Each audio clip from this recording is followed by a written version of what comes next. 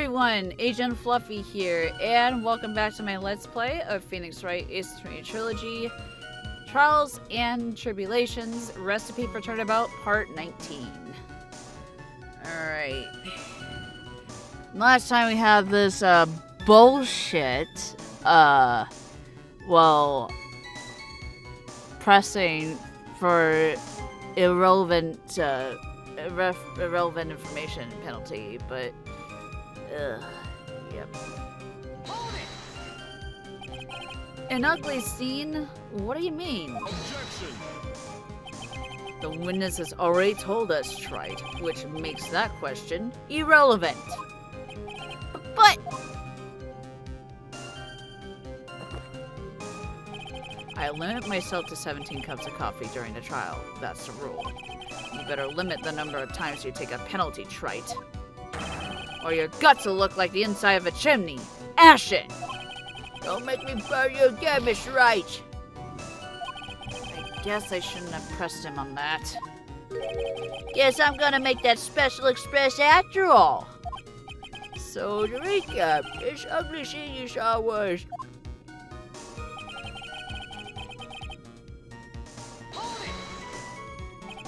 You mean you saw Glenn Elk's dead body? I guess I did, but I only saw him from behind. He was wearing some raggedy bit of cloth he called a hat. And what time was this? I don't know. Huh? You know what winds me up more than anything in the world? Watches. Round watches. I ain't gonna pollute my paws with some ticking handpecker. I ain't gonna pollute my paws with some ticking handpecker. Out of interest, Mr. Tigray, what winds you up the second most? Huh? What you think? Square watches! Is this guy for real? Look, all I needed to know was that something bad was going down in that place. Okay, I didn't get penalized there. Okay. I figured the place wasn't hot already, it was gonna be, so I was split. Okay. So you didn't actually set foot inside the restaurant then? The tiger is a busy cat. I don't hang around for no one. I ain't got time to be caught up in no murder investigation. So, when exactly did you pick up the matches? There are matches just inside the front door. Our detective friend wound up in trouble with the chef after taking 5 books home. Poor gumshoe. It's almost enough to make a man cry. Okay, that one I didn't get penalized. Okay. I heard the cops' sirens on my way out and went straight back to my office. You went straight back? Did a bout of guilt suddenly hit you for what you did? What you was trying to say? You was trying to tell me yous ain't never been guilty of nothing? We all have our crosses to bear. We all have to swallow the dark secrets we hide. Like this! The courtroom's not exactly the place to talk about dark secrets, is it? This is your done again, Miss Wright. Another irrelevant line of questioning. I must impose a penalty accordingly. How about a penalty for those 2 jokers and the garbage they keep coming up with? Well, Nick, what do you think? He's running out of ways to avoid the truth. I need to press him fast before he has time to think things through. I got to come right back at him with a contradiction. Be careful what you press him on, though, or he'll get penalized, okay? He'll know shit. I'll be right back. Okay, I am back. I had to save state. Okay. One ugly scene, huh? There we go. You're something of a loan collecting pro, aren't you, Mr. Tigray? No one escapes the tiger's clutches. Well, I'm something of a lie detecting pro. And no one escapes the Phoenix's clutches. I think it's time we got something straight. What's this, Wright? A new line of irrelevant questioning? Don't you fucking dare! These are the floor plans of the crime scene. You say you were standing at the entrance, Mr. Tigre? From there, your field of vision would have covered an area something like this. Dude, what is one of a clear view of the victim's seat? Isn't that what I just said? I saw the back of the kid's head. Unfortunately for you, that is not possible. If the court would think back, you'll remember that between each of the tables is a tall partition. Why, that's true. Now look at the plans again. The truth is painfully obvious. From the entrance, the field of vision of any customer walking in ends here.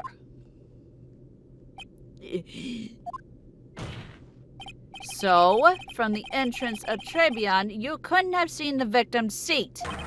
But you did see the victim that day because you met with him. Objection. Wrong! Have you forgotten the old man's testimony yesterday? The victim was alone at his table. But the defense just proved that point to be moot. The victim, witnessed by Mr. Kudo, was not Glenn Elg, but a fake. What?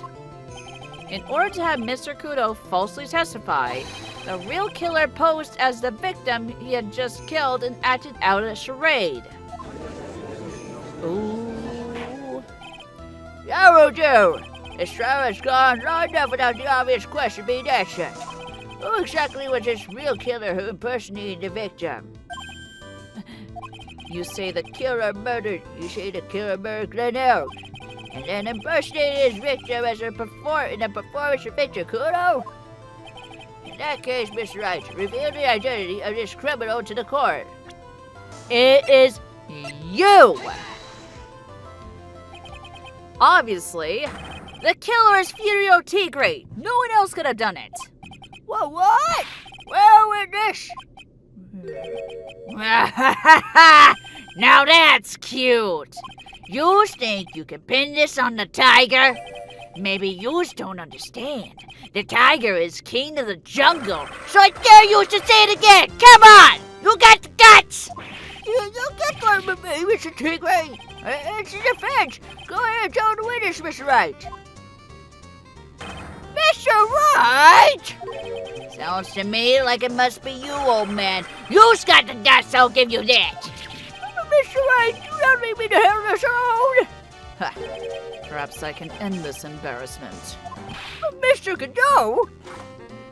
Let's just go back over Mr. Kudo's testimony one more time. The old man didn't see just a victim. Oh, no. The serving girl brought him a cappuccino, but she put something in it. There's no question about it. She very conspicuously put some white powder in there. Was the victim he saw the real victim or not? That doesn't matter. The fact remains he saw the accused put the fact remains he saw the accused put the poison into the coffee. God, can I read? Take 3.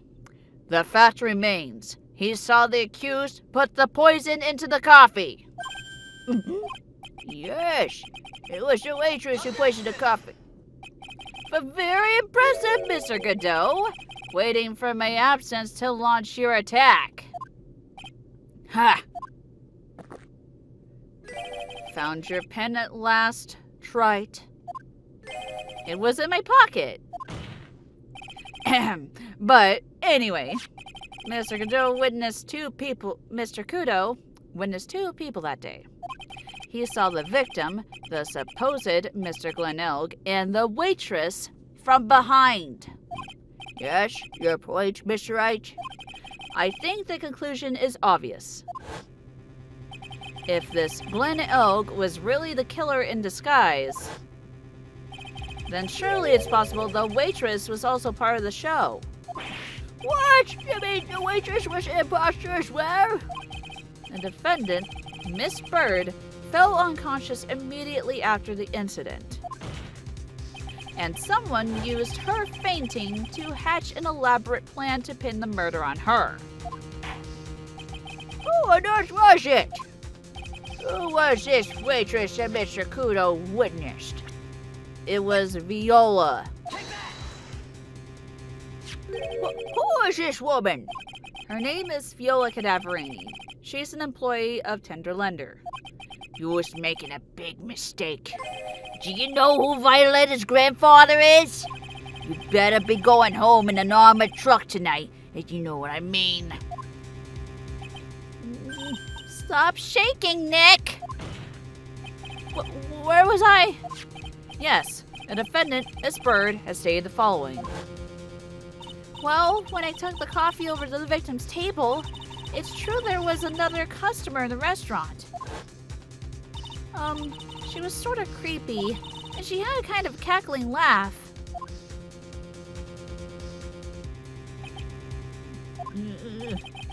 There are just too many contradictions in this case. The second man at the victim's table, who nobody but Miss Bird seems to have seen. The earpiece worn by the victim in his left ear when that eardrum was ruptured. And the radio show he was supposedly listening to half an hour after it was over.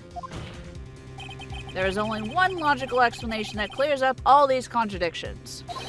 The whole incident took place twice, one for real and once for show. And Mr. Furio Tigre, the only person who could have committed the crime, is you! Motherfucker! Well, what do you got to say? That's cute. Sorry? Sorry? You was alright. I could do with a guy like you around. Well, what do you mean? Okay, I'm in on this game. I'm gonna have to charter a jet to get to my meeting now, but I'm gonna give you one more thing to think about before I go. Something to think about? You's got it all wrapped up nice. All right. But you's missed out one real important thing. But that can't be. I was in the joint that day, and I met that kid too. But I couldn't have poisoned him, you's here. What? You wouldn't expect us to believe you now, Mr. Tigray. Ha! What a troublemaker. Troublemaker? Looks like we're going to need another one for the road.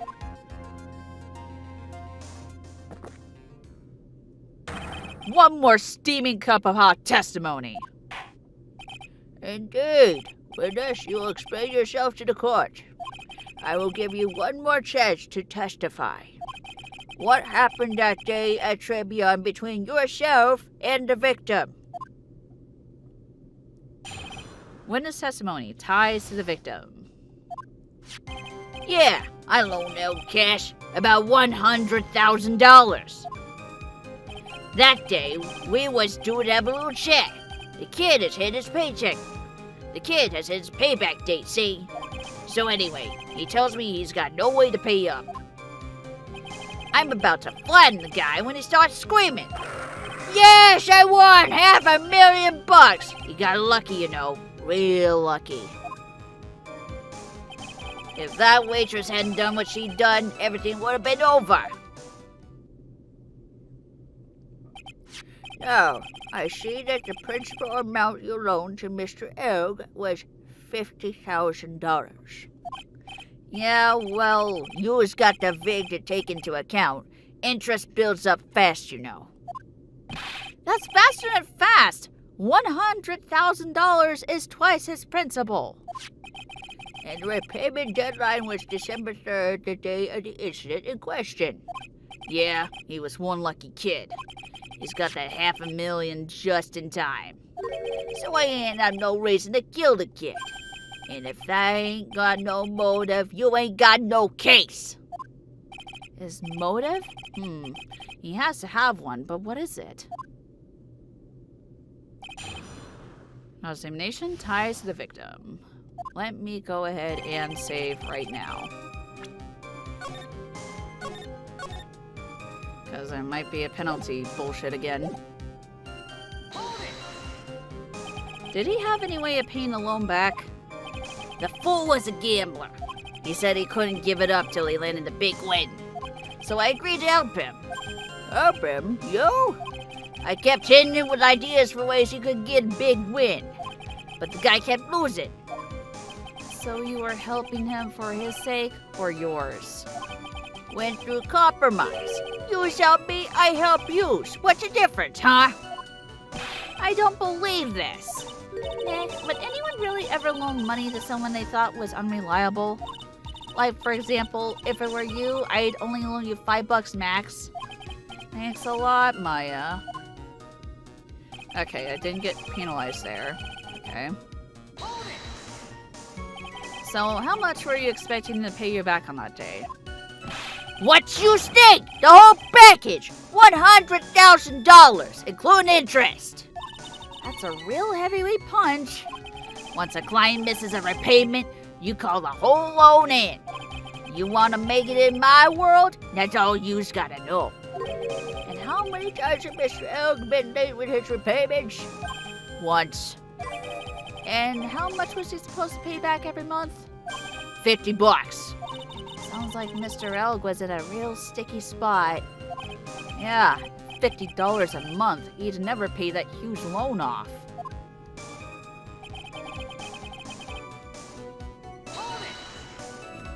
How much do you have left on his debt?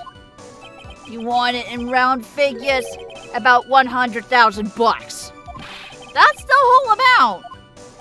We're talking about a guy who had 58 cents in his wallet. What? You telling me he wasn't even gonna pay for the coffee?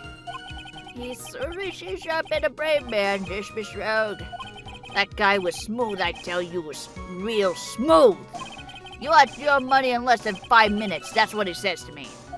The guy then calls me the Tender Tiger. He was skating on thin ice with me. Okay, didn't get penalized there. Was that because the guy won the lottery? Was his last chance at a big win. And you can confirm that this is the chicken in question? That's it. The Millionaire Radio Show starts at 1:30 p.m. and runs for 10 minutes. That fixes the time you two met with some accuracy. And the whole scene was acted out again 30 minutes later. Also that Mr. Kudo would see it. I can still see the kid's face now. I ain't never gonna forget it.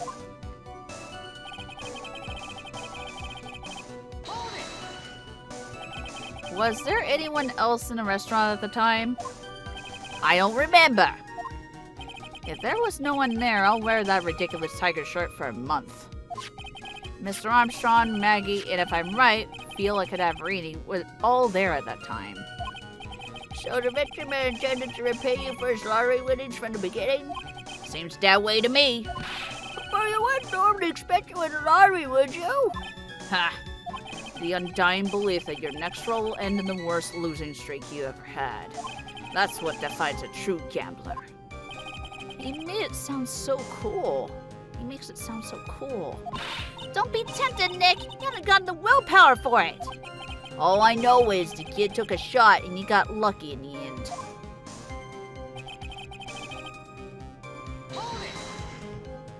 The waitress? You mean... The girl with the glasses in the defendant's chair. Who else could I mean? If she hadn't gone in the way, things would have been bada bing, bada boom, over and done with. Maybe I should push a little on this. Well, I gotta ask how things would have been. What do you mean things would have been over and done with? That's what I'm curious about. Are you so there or what? I'm talking about the cash. I was there to get my $100,000 back, that's all. I'm a businessman. It was all coming together before that waitress got in the way. As far as I can tell from the witness's testimony, other than recouping his loan, Mr. Tigray had no motive for killing the victim. Witness, your amended testimony to reflect what you just said. The tiger's motive, huh? I was after the $100,000. I didn't have no other reason to kill the guy. Uh-huh, sure. Are you saying you had no other motives that day? Yeah, so what? Then, Why didn't you take the lottery ticket when you left? What'd you think? Because of Four Eyes over there. Because of Maggie? How's about you go ask Four Eyes about a $500,000 ticket? She wanted it so bad. She poisoned Elg's coffee. A likely theory. Your word hasn't held water lately, Mr. Tigre. Objection! Let's not forget this witness was actually at the scene, Wright. The law don't exactly agree with some of the deals I sent down. I couldn't be there when the cops showed up, so I split. I see. Your Honor, the witness's last few statements are worth two cups of coffee. Well, Miss Wright, are you happy with the testimony, or would you like to amend it? Well, I'd say leave it. I better leave it and try to figure something out. Thank you, Your Honor, but there is no need to amend that testimony. Very well. Continue cross-examination then. So the tiger was meeting Glenn Elg to get his money back. If Mr. Elg had just given him the lottery ticket, that would have been the end of it. Yeah, so what's the tiger's motive? This is a big one. If I don't manage to undermine his testimony, it's all over for us. Why would he have to poison Mr. Elg? And why did they loan him the money in the first place when he knew he couldn't repay him?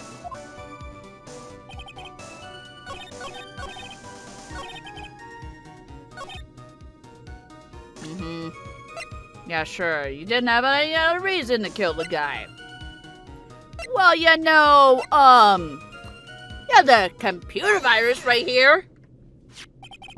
So you just intended to get back the $100,000 Mr. Elg owed you, correct? I loaned the guy the cash, so that's my right. Unfortunately for Mr. Elg, I don't believe the $100,000 is what you are really after. Objection! What are you getting at, Wright? What else would a moneylender be after other than money? Oh, the moneylender was after money, but money in a totally different league. The kind of money that a single disc like this would fetch. What is that? A computer virus, Your Honor. A virus called MC Bomber. A computer virus? What does one of those do? A computer virus is a program that wreaks havoc on the insides of a computer. A computer? What does one of those do? Get with the times! I guess the beard isn't the only part of His Honor that is from the Stone Age. I'll explain it to you later, Your Honor. Right now, this is the important point. A virus like MC Bomber would be worth several $1 million on the black market. $7 million? Lending money with no hope of ever seeing repayment would normally be bad for business. But in this case, the very fact that Glenn Elg had no way to repay the money is crucial. What? Glenn Elg was a programmer, a highly skilled programmer. That skill was the collateral Mr. Elg put up in order to borrow the money. Objection! You're trying to suggest the witness's motive was to get hold of that program? Exactly. The witness may have poor fashion sense, but he is by no means an idiot, Wright.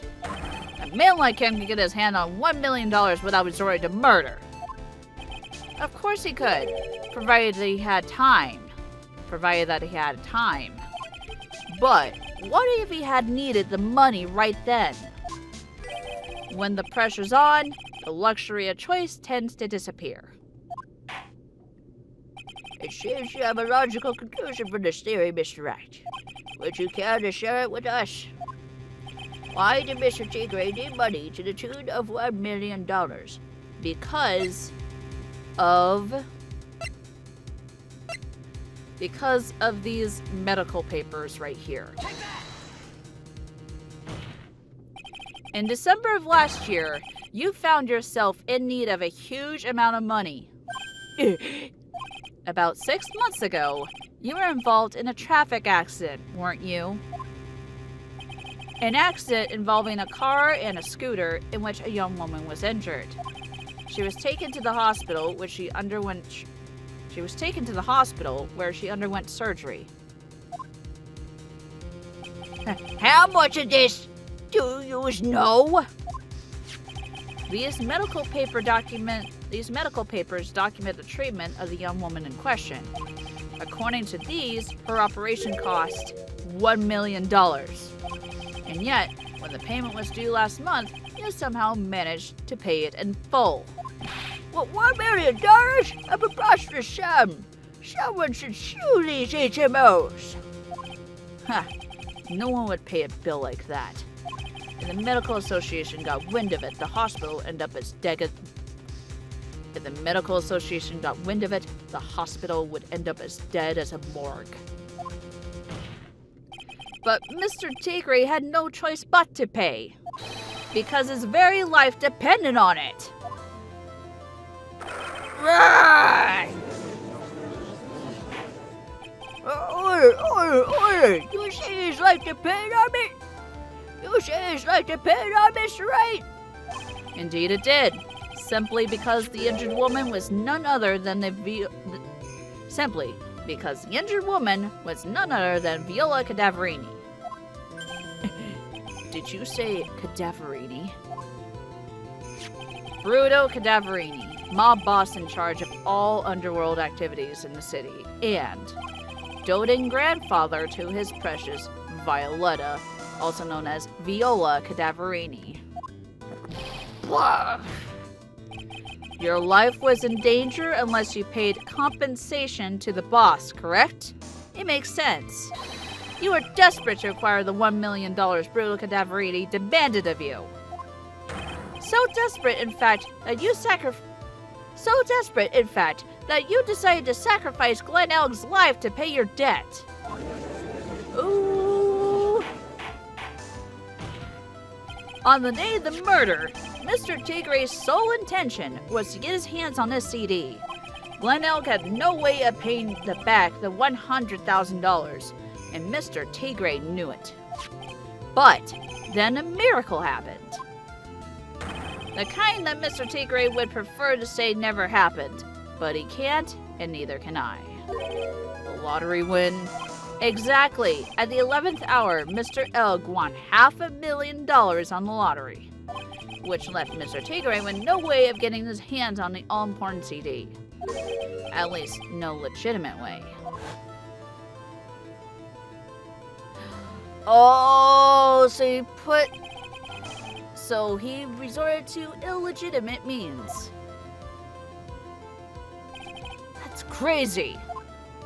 He murdered Glen Elg and then made his next move, to frame Maggie Bird for the crime. Mr. Tigre posed as Glen Elg, while Viola Cadaverini played the role of Miss Bird. And then they reenacted the whole thing in order to establish a witness. The witness being the one we all heard testify yesterday, Mr. Victor Kudo. Objection! Like I said, Trite, that's crazy. No one could pull off a stunt like that. For starters, there's no way the chef could have been kept in the dark about it. Objection! But Mr. Armstrong was in on it from the very beginning. Have you forgotten already, Mr. Godot? Mr. Armstrong owed the witness money too. $500,000, in fact. He had no choice but to go along with Mr. Tigre's plan. Ooh. Order! Silence or click! You's put on a good show, Spiky. Huh? If yous want to stay alive in a loan shark business, you gotta be careful. You saying I dressed up like that kid, created a witness, and framed someone? If I did something crazy like that, I'd leave a trail as bright as my shirt.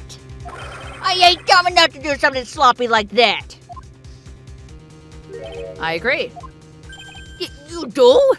Despite your appearance, you are very careful. That's why you took one more precaution. One more trick to make sure Miss Bird had no way out. What? Another one, Mr. Wright? Interesting. Why don't you fill us all in, Wright? What was this trick you say Mr. Tigre performed to frame the accused? Because there was a fake paper badge right here. What on earth is that? What an insult to think anyone could be fooled by such a childish imitation. Consider yourself insulted, Your Honor. Mr. Tigre, you didn't just pose as the victim on the day in question. A month ago, in this very court, you posed as me. What? That's... The truth. But the witness was nothing like you, Mr. Wright. Oh no. Now that I think about it, it was you, wasn't it? No doubt it was you, standing in here, this very court a mere month ago. The Phoenix Wright who put up the most disreputable, shabby defense I had ever seen.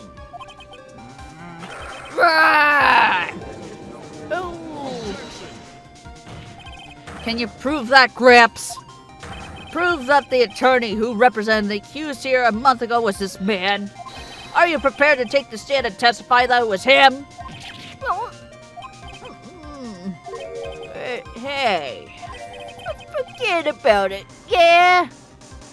You ain't gonna worm your way out of this one, motherfucker. You ain't gonna do it. I wouldn't do something like that, not me. Bullshit! You are fucking bullshitting! You made a mistake, right? It was someone else, huh? Uh-huh, yeah. You are tying your fucking noose around your neck, my dude. Have you no pride, sir? Objection. This isn't a matter of pride. In case you didn't know, Trite, here in court we deal with people's lives. Mr. Godot is right. Your Honor? Speaking for myself, I'm absolutely convinced.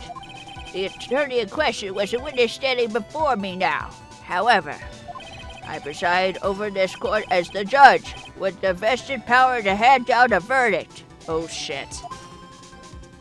Someone in my position cannot be swayed by memory without evidence to support it. No!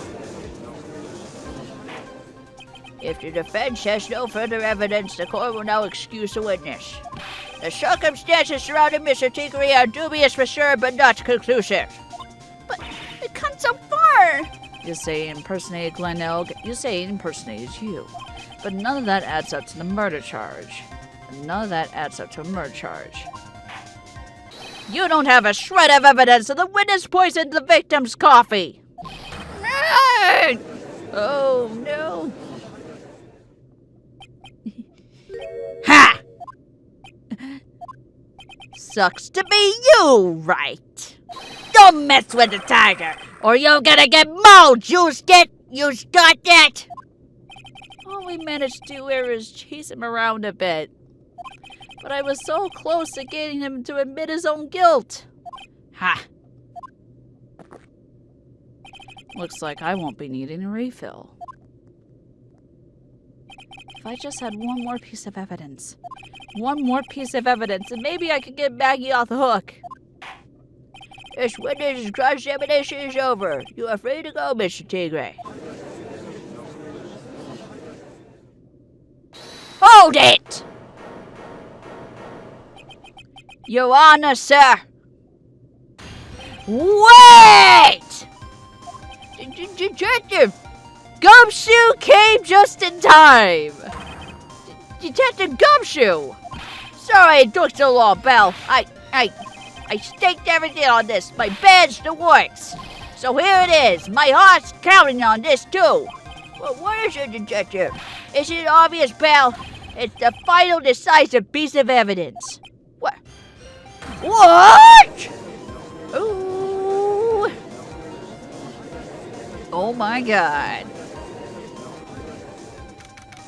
January 8th, 2:48 p.m. District Court, Defendant Lobby Number 1. Sorry it took so long, pal, but I finally got the results from the lab. The results? About the prince bell from this medicine bottle. Oh, so do you know who the prince belongs to now? Do you think I'm some kind of hack detective? Of course I know. So, tell us. They're the tigers, right? I knew it. You bet. Clear as crystal, all over the bottle. They're Furio Tigre's paw prints, all right. That's great. We got him now, Nick. What's wrong with you? You hardly said a word since Detective Gumshoe got here. He's laid everything on the line for this, Nick. I know. Look, I'm sorry. This is kind of hard to say, but it really doesn't make any difference whose prints are in that bottle now. Huh? What? Why not? What we need to produce at this stage in the trial is irrefutable evidence that the tiger put poison in Glen Oak's coffee. He's already admitted that he met the victim. The fact that his prints are on this bottle, that really doesn't make any difference now. I knew it. Great. No matter how hard I try, I'm never of any use. Hey, don't be so hard on yourself. This was our last chance to help Maggie, and I've been working on some useless piece of evidence the whole time. It's all right. I'm a real loser. It's not breaking news to me, pal. Detective Gumshoe? Maggie? You've been working on something for me? Sorry I let you down, Maggie. I know you didn't do it. And I'm a detective. We're supposed to be able to prove stuff like that. I'm really sorry. I'll get out of here now. Detective Gumshoe, wait! He's gone. Isn't there anything we can do now, Nick? I wish there was. Gumshoe worked so hard to get that evidence. If only there was some way I could use it.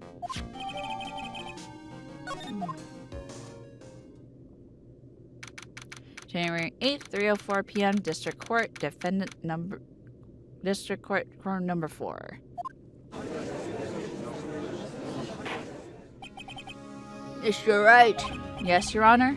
I grant you your recess so you compare this decisive evidence you discovered. Yes. Don't keep us all in suspense, Wright. Show us. Naturally. We can assume it's evidence that will actually stand up in court, can't we? Think, Phoenix. Don't let Gumshoe's hard work go to waste. How much more of my time are you gonna waste? I ain't been to no court before. But yous lawyers sure know how to blow things out of proportion. No doubt, given the nature of the evidence, it will speak for itself. Nevertheless, you will talk us through it, Mr. Wright. Well, I know I can't prove anything new with this evidence. I'm really backed into a corner here. But maybe if he thinks he's got me beat, he'll let his guard down a bit. Don't keep us waiting longer, Mr. Wright. Present this final decisive piece of evidence to the court. This is the defense's final piece of evidence. Isn't that the victim's?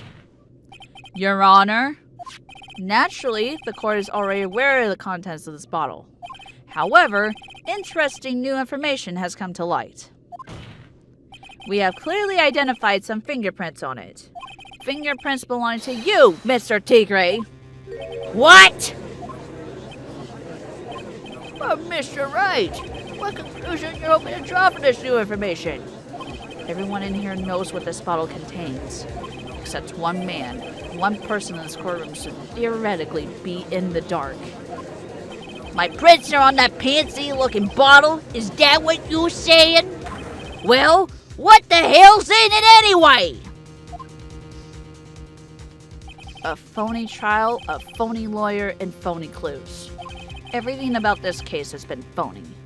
Seems like the perfect excuse for some phony evidence.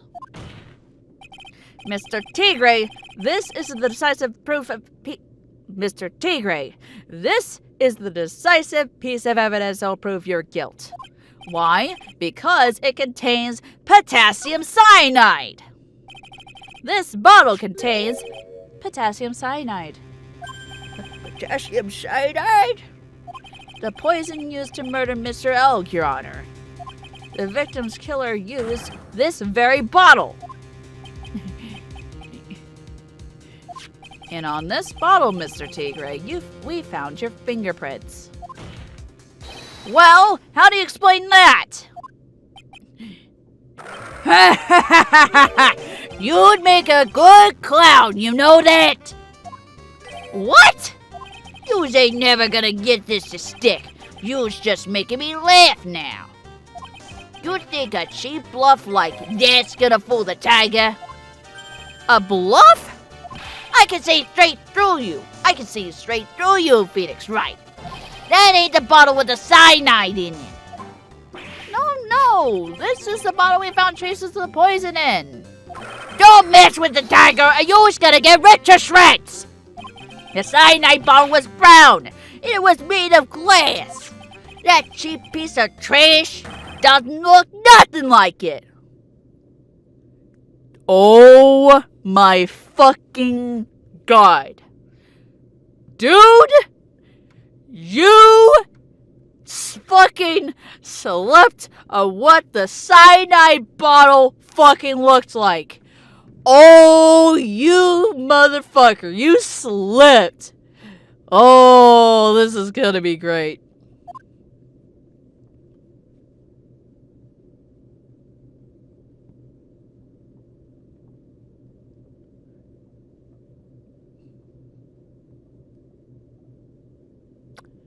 Yep. Got him. At last. What? Okay. You slipped what the actual bottle of potassium cyanide that you poisoned the coffee with actually fucking looks like. And it ain't green. It's brown. Why's everyone gone quiet? I said that bottle. Is this the bottle you're referring to? Yeah, that's it. That's the bottle the cyanide was in. I got you fucking cornered. But you ain't gonna find my prints on that bottle. Don't let that cozy looking suit fool you people. That lawyer's just playing games. Tell him, Mr. Prosecutor. Tell that guy where to go. You still haven't figured it out? Don't you realize what you just said? What I said? What did I just say? You were summoned to this court for the first time earlier today. If you really had nothing to do with the murder, you shouldn't have known all the little details. For instance, you shouldn't have known what kind of bottle the potassium cyanide was in.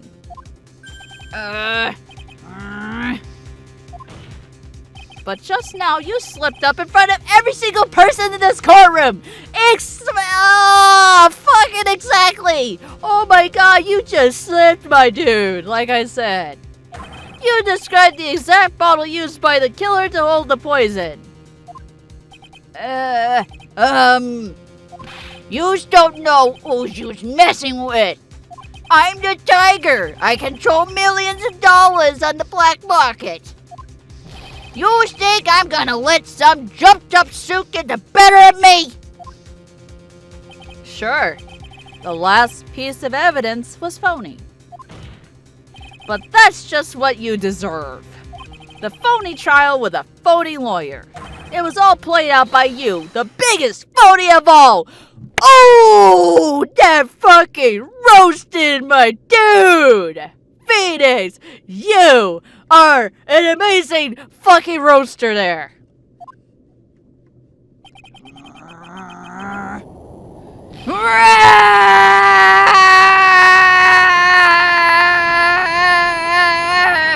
Oh God, oh yeah, the breakdown. Oh damn, that's so good.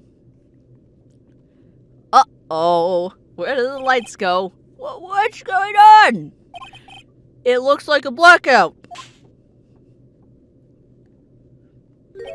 Well done, Wright. I saved my 17th cup of coffee just for you. Savor it. while you watch the police restrain your prey.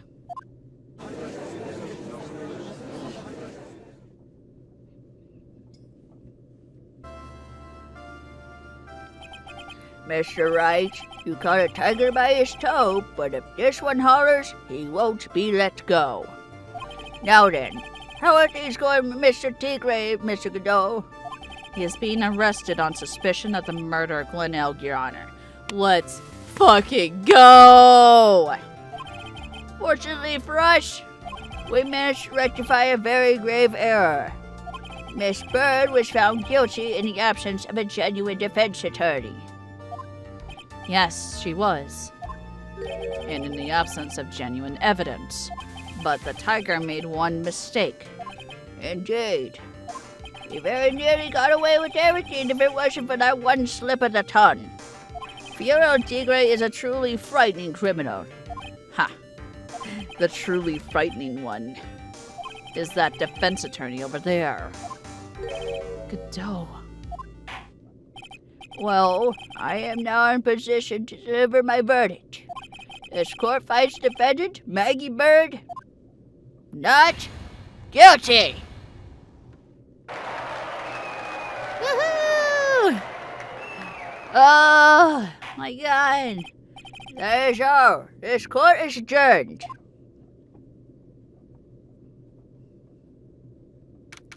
January 8th, 4:10 p.m. District Court, Defendant Lobby Number 1.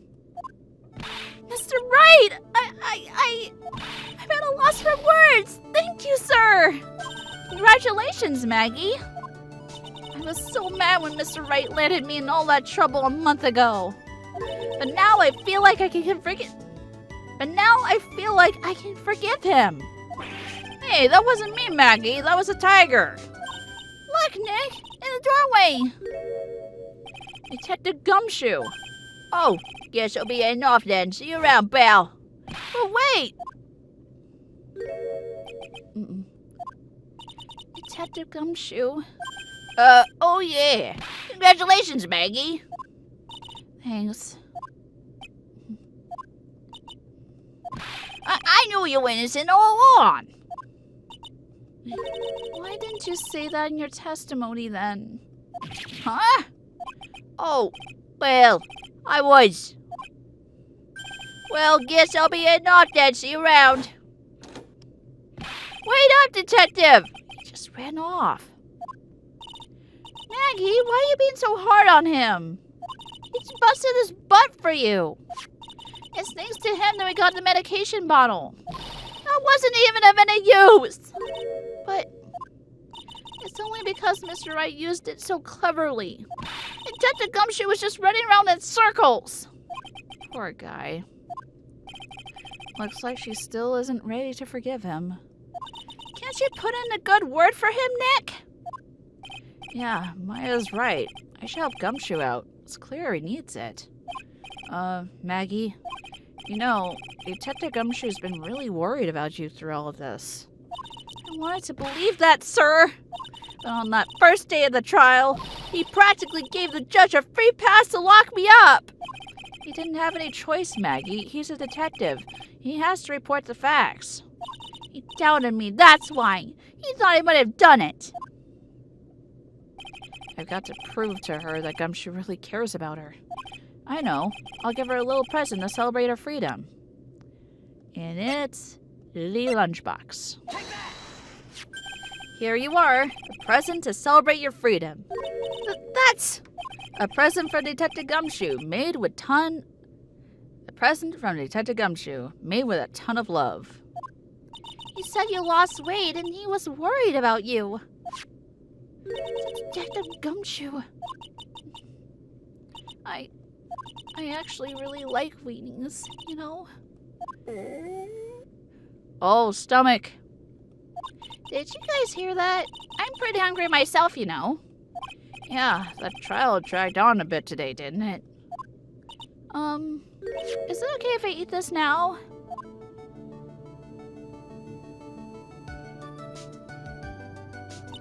So, how is it, Maggie? It's really good. Aww. This is really good. Aww. So the case of phony versus genuine comes to an end. The false allegations surrounding Maggie have all been cleared up. And who knows? Maybe a whole new chapter of her life is about to start.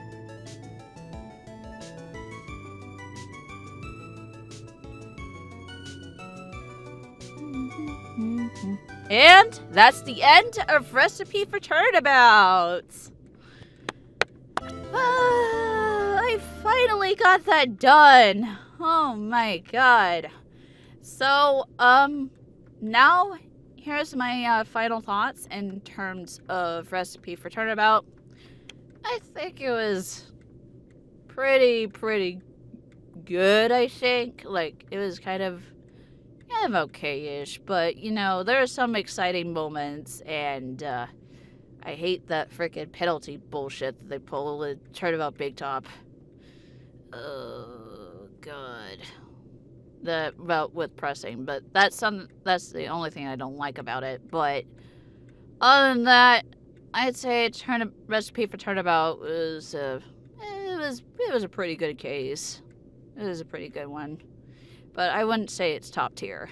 But next time, I'm going to be doing episode 4, Turnabout Beginnings. Now this one, I'm really looking forward to doing in this case. So, now, it's gonna be freaking amazing, though. So, this has been Agent Fluffy, and I will see you next time on Turnabout Beginnings. Bye-bye!